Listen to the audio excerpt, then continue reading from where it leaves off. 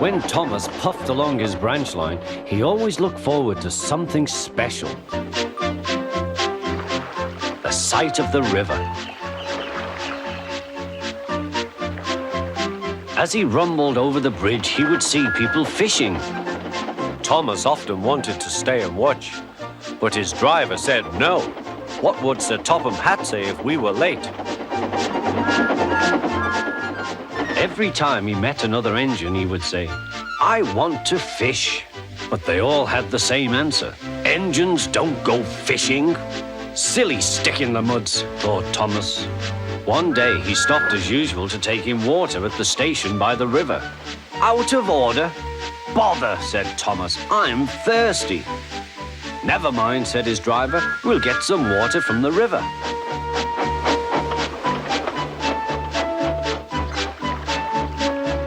They found a bucket and some rope and went to the bridge.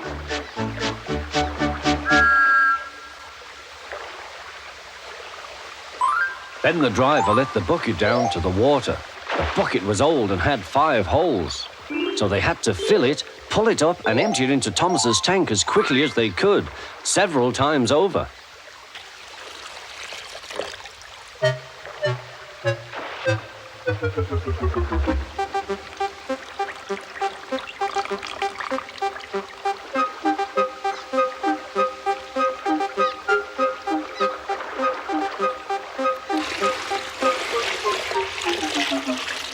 They finished at last. That's good, puffed Thomas, and Annie and Clarabel ran happily behind.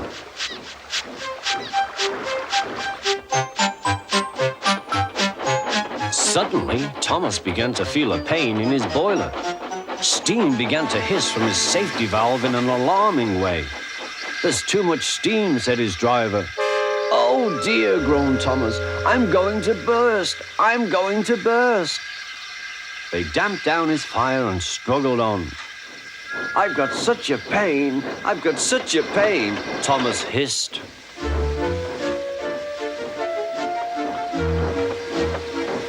They stopped just outside the last station, uncoupled Annie and Clarabel, and ran Thomas, who was still hissing fit to burst, on a siding right out of the way.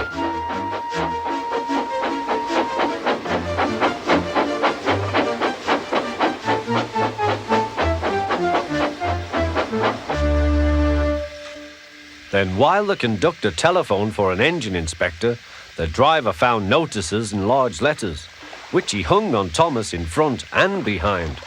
"Danger, keep away." Soon the inspector and Sir Topham Hatt arrived. "Cheer up, Thomas," they said, "we'll soon put you right." The driver told them what had happened. "So the feed pipe is blocked," said the inspector. "I'll just look in the tanks." He climbed up and peered in. Then he came down. "Excuse me, sir, please look in the tank and tell me what you see." "Certainly, Inspector," replied Sir Topham Hatt. He clambered up, looked in, and nearly fell off in surprise. "Inspector," he whispered, "can you see fish?" "Gracious goodness me, how did the fish get there, driver?" "We must have fished them from the river with our bucket," replied Thomas's driver. "Well, Thomas, so you and your driver have been fishing, but fish don't suit you. We must get them out."